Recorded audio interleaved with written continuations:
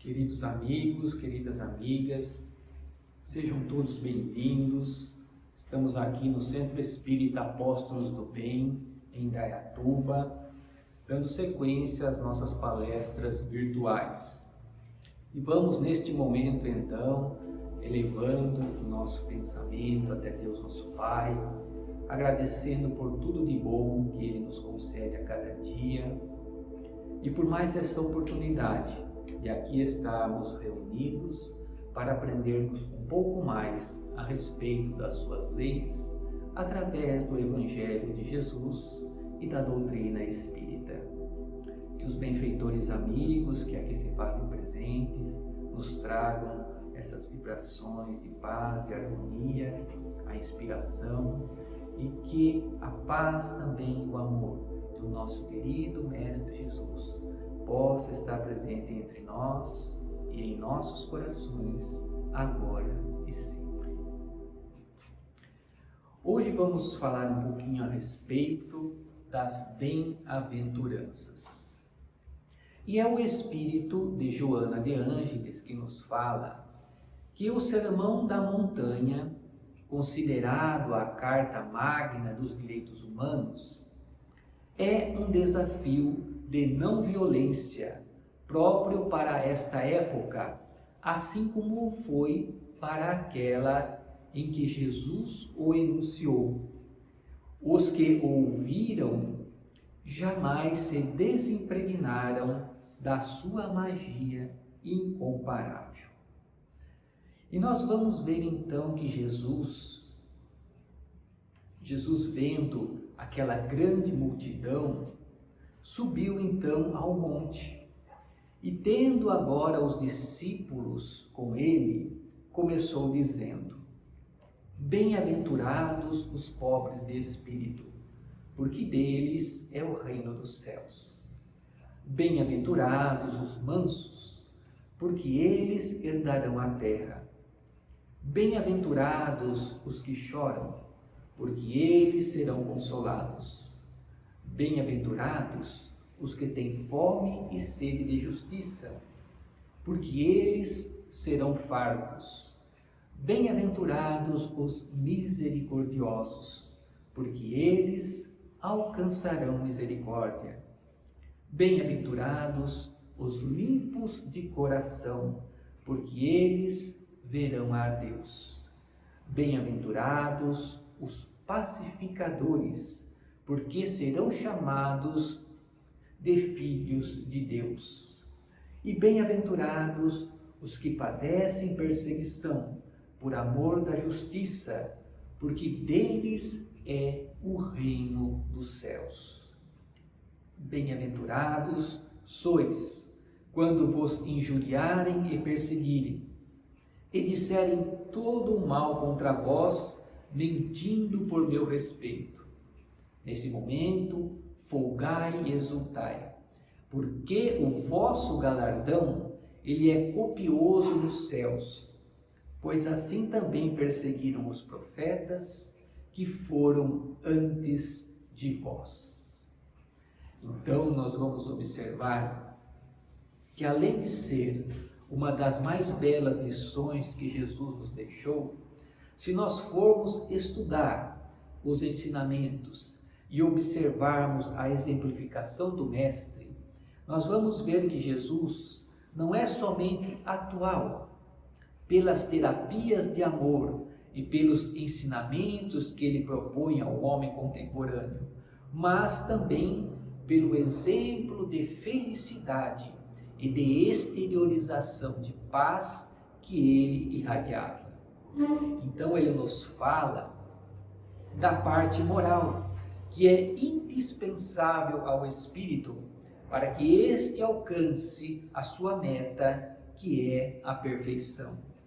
E com a vinda então do Consolador, que é a doutrina espírita, nós vamos ter a condição de compreendermos melhor esses ensinamentos do Cristo, de entendermos o seu sentido real, o seu sentido verdadeiro.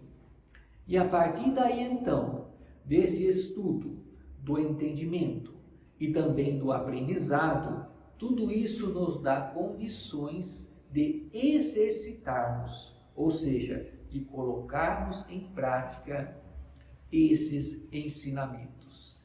E a partir daí, então, nós vamos realizando o nosso processo de evolução, evoluindo intelectualmente, mas também moralmente, ou seja, adquirindo essas duas asas que nos conduzirão à perfeição, que são a do conhecimento e a do amor. Mas Jesus começa dizendo: bem-aventurados os pobres de espírito, porque deles é o reino dos céus. Pela expressão, então, pobres de espírito, Jesus vai referir-se aqui à humildade espiritual, virtude indispensável para que nós entremos no reino dos céus. E não se referia, logicamente, aos tolos, aos ignorantes ou aos menos privilegiados. E muito menos nós podemos confundir com a pobreza de roupa, de dinheiro, de posição social, cultural ou de profissão. Mas Jesus refere-se aos espíritos que já compreenderam as leis divinas e que buscam se esforçar para colocá-las em prática, para obedecê-las. Vai também nos mostrar que as demais bem-aventuranças que se seguem estão na dependência da primeira, mostrando que sem humildade nós jamais conquistaremos as demais virtudes e também uma condição de vida mais feliz e também espiritualizada. Ao dizer então que o reino dos céus é para os simples, Jesus ensina que ninguém será nele admitido sem essa simplicidade de coração e sem essa humildade de espírito, que o ignorante que possuir essas qualidades, ele será preferido ao sábio, que acreditar mais em si mesmo do que em Deus. Mas Jesus continua a dizer: bem-aventurados os mansos, porque eles herdarão a terra. Bem-aventurados os pacificadores, porque eles serão chamados filhos de Deus. Nós vamos observar que desde os tempos mais remotos até os dias atuais, a violência, ela ainda faz parte, infelizmente, da história da humanidade. E então observamos as guerras, os conflitos religiosos, raciais, familiares, a violência urbana, mas não só a violência física, mas também aquela, muitas vezes, proferida através das palavras, ou até mesmo um pensamento negativo que nós emitimos para com o nosso próximo, na direção do nosso próximo. E então nós vamos observar que, de um modo geral, nos acontecimentos muitas vezes mais banais, nós revelamos essa instabilidade das nossas emoções. Nós revelamos esse lado agressivo que ainda trazemos. Se alguém nos ofende, ou nós revidamos imediatamente, ou nos sentimos irremediavelmente magoados. Se muitas vezes um familiar faz alguma observação menos feliz, criamos caso e não raro conturbamos as relações domésticas. No trânsito, uma discussão pode resultar em tragédia. Se recebemos muitas vezes uma provocação e não reagimos, provocamos muitas vezes a ira e até mesmo a ironia do agressor.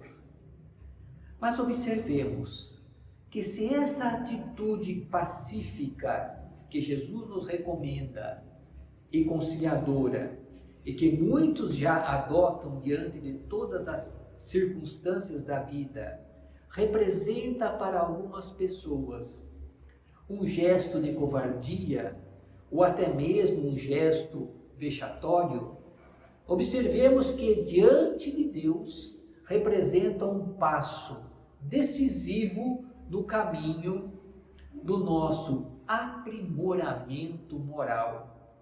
Porque essa atitude pacificadora e mansa vai aproximar-nos a nós, criaturas, do Criador, porque pacificar é missão divina. E para exercê-la então dignamente, devemos fugir às brigas, às disputas, às rixas, às discussões que são estéreis e também improdutivas. Jesus, quando nos diz: bem-aventurados os mansos e os pacificadores, ele vai então agora estabelecer a lei da doçura, da moderação, da mansuetude, da afabilidade e da paciência. E vai também condenar a violência, a cólera e até mesmo qualquer expressão descortês para com o nosso semelhante. Observemos que tudo no universo tende a evoluir, tanto os seres, os espíritos, quanto também os mundos evoluem. E à medida então que os homens forem ficando mais esclarecidos à luz dessa fraternidade universal, nós vamos ver que irão desaparecendo esses atos de violência que as nações praticam contra as nações, que os indivíduos praticam contra os indivíduos e contra si próprios, principalmente nesse momento em que estamos vivendo essa transição planetária, não é? E então nós vamos ver que esses espíritos, conforme nos informa a espiritualidade, esses espíritos mais rebeldes, obstinados no mal e na violência, que não se submeterem nesse momento de transição às leis fraternas, não mais poderão reencarnar na Terra, indo reencarnar em mundos que estão então de acordo com o seu estado de evolução. Diante então dessas informações, busquemos trabalhar para que os nossos pensamentos, para que as nossas palavras, para que as nossas ações possam contribuir no sentido de erradicarmos do mundo a inveja, as suspeitas, o ódio, a vingança, o orgulho, o egoísmo que ainda trazemos dentro de nós. Começando, primeiramente, por nós, através da tão falada reforma íntima, para adquirirmos então a qualificação de pacificadores, merecendo assim sermos chamados de filhos de Deus, como o Mestre nos ensina. Mas Jesus nos diz: bem-aventurados os que choram, porque eles serão consolados. E nós vamos observar que, devido à nossa condição evolutiva, o sofrimento, ele ainda faz parte do nosso processo de evolução. Ele está presente na vida de todos nós. É um mecanismo das leis divinas que nos impulsiona a melhorarmos, que nos proporciona a nossa educação, a nossa reeducação. Mas Deus, sendo soberanamente justo e bom, não permite que passemos por aquilo que não merecemos. O sofrimento, então, é consequência, muitas vezes, da nossa incompreensão e dos transviamentos da lei de Deus, da ignorância ou até mesmo da nossa rebeldia. E quando, então, nós ficamos em débito com a lei divina que rege a evolução humana, seja por desvios nesta ou em existências anteriores, nós vamos ter que reparar o mal cometido através da lei natural, da lei de ação e reação, de causa e efeito. E para isso nós temos dois caminhos a seguir. Um será através do amor, da prática do bem. O outro será através da dor, do sofrimento. Porém, é importante observarmos que se nós escolhermos o caminho do sofrimento, só será válido se nós suportarmos o sofrimento com resignação e paciência, mas sem acomodação. Voltando à primeira bem-aventurança, onde Jesus exalta a humildade do espírito, observemos: só os humildes choram lágrimas de arrependimento.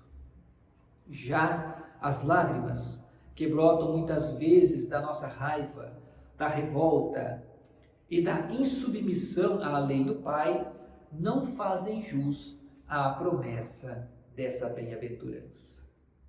Mas Jesus nos diz: bem-aventurados os que têm fome e sede de justiça, porque eles serão fartos. Sabemos que a justiça da terra é falha, porque a justiça da terra, ela ignora as causas profundas que levaram alguém a cometer uma falta. Por isso, julga superficialmente. Vamos então ver as injustiças sociais, uns mais privilegiados, outros menos. E então nós vamos observar que se nós tivéssemos uma única existência que começasse no berço e terminasse no túmulo, a doutrina de Jesus seria uma mentira. Porém, nós sabemos que não é desta forma, que nós somos espíritos que temos já uma bagagem, que trazemos uma bagagem através das sucessivas reencarnações. E então, à luz da reencarnação, nós vemos que as diferenças e as desigualdades sociais não constituem a vontade de Deus, mas são agentes do progresso, que preenchem transitoriamente uma necessidade evolutiva individual, mas também coletiva.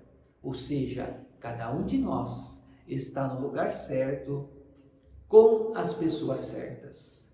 É lógico que certas diferenças gritantes que nós vemos na sociedade não deveriam existir mais, como, por exemplo, os conflitos, os preconceitos raciais, a fome.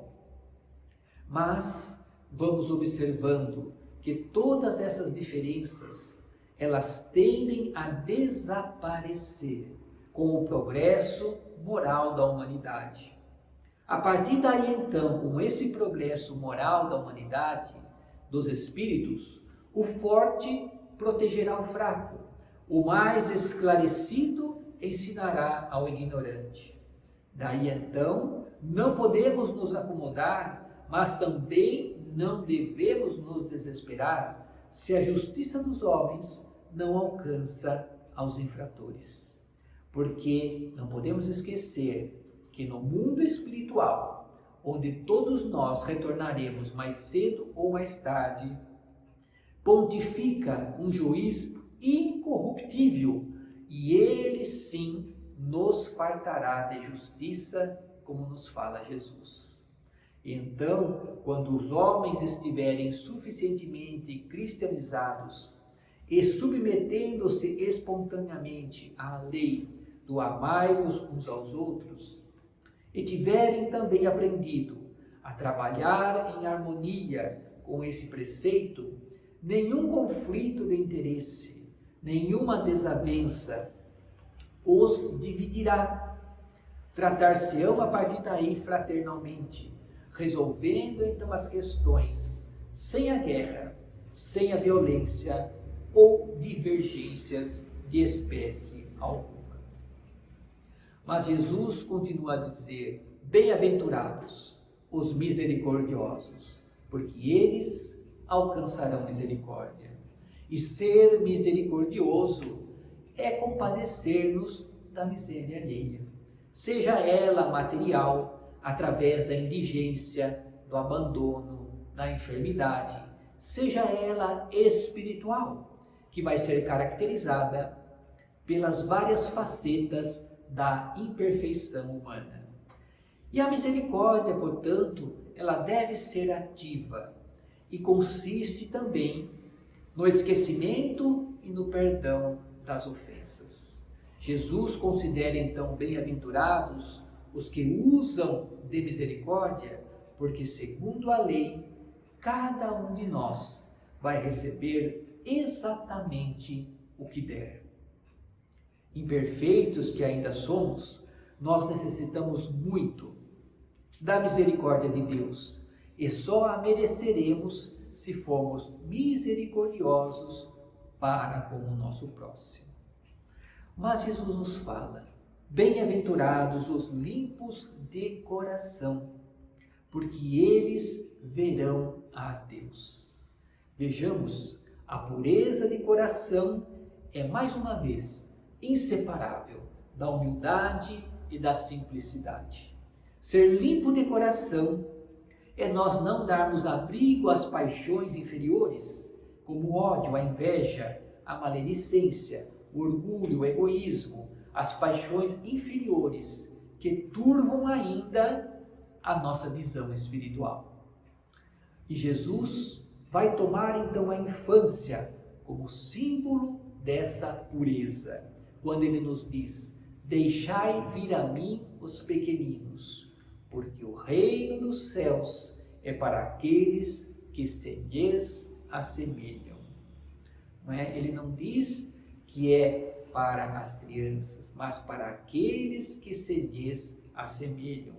E com isso, então, ele nos ensina que enquanto nós não nos livrarmos dos pensamentos vulgares, da linguagem descuidada e das ações desonestas, tudo isso num sentido muito mais amplo, adquirindo a candura, a humildade e a simplicidade que estão personificadas na infância, não estaremos em condição de comparecermos à presença do Criador, de Deus.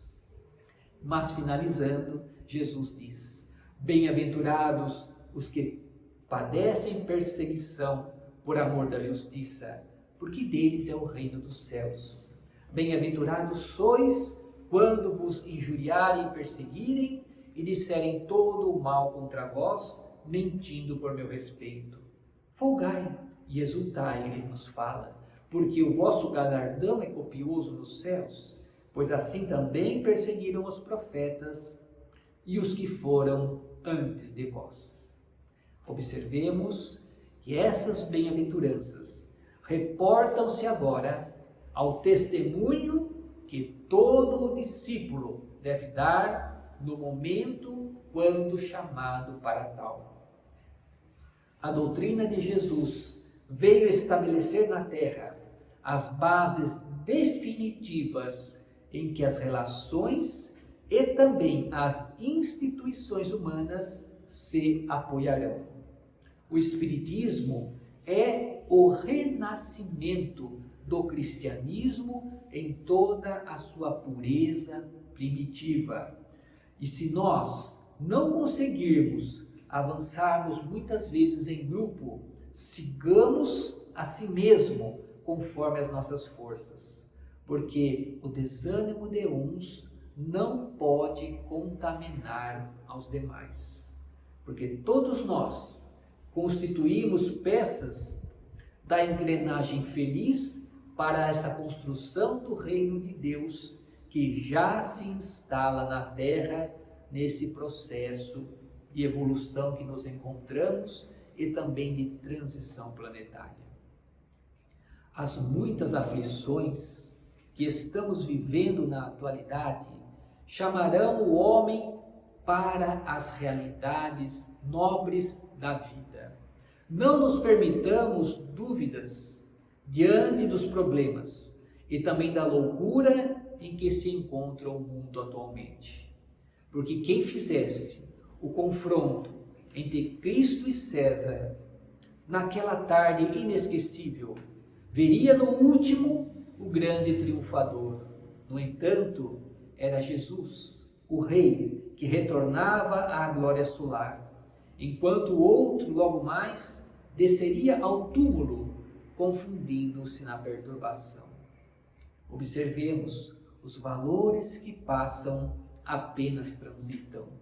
Não nos fascinemos com eles, nem os persigamos, porque depois de tudo consumado, conforme acentua o Mestre, os primeiros serão os últimos e os últimos serão os primeiros no reino dos céus. Sabemos que todo esse processo da nossa mudança não é fácil e não será fácil, porque o fácil de hoje, na verdade, foi o difícil de ontem e pode se tornar muitas vezes o complexo de amanhã, porque quanto mais nós adiamos os nossos compromissos, eles vão aparecer depois mais complicados, sob o acúmulo de juros que vão se capitalizar ao valor não resgatado. E então, há 2000 anos, o Mestre espera essa nossa colaboração. Missionários do Cristo seremos, quando, no setor de atividade a que nos vinculamos, cumpramos simplesmente os nossos deveres com retidão, fiéis à nossa própria consciência, procurando sempre fazer o melhor que pudermos.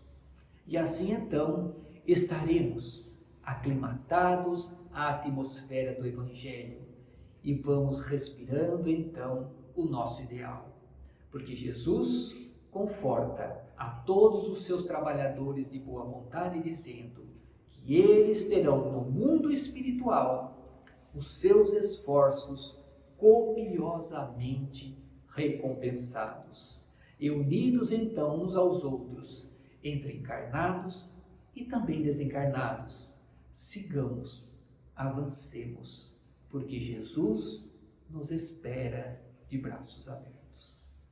E assim então, vamos mais uma vez elevando o nosso pensamento, agradecendo a Deus nosso Pai agora, pelo dom da vida e por tudo que Ele nos concede a cada dia, e pedindo, ó Pai, que a nossa prece possa chegar a todos aqueles que estão necessitados, tanto encarnados como desencarnados, em todas as partes do planeta Terra, essa escola abençoada em que nos encontramos em processo de aprendizado e evolução. E assim então, finalizando os trabalhos de hoje, queremos dizer: Pai nosso que estais nos céus, santificado seja o vosso nome, venha a nós o vosso reino e seja feita a vossa vontade, assim na terra como nos céus. O pão nosso de cada dia dá-nos hoje sempre, Senhor. Perdoai as nossas dívidas, assim como nós perdoamos aos nossos devedores. E não nos deixe cairmos em tentações, mas livrai-nos de todo o mal.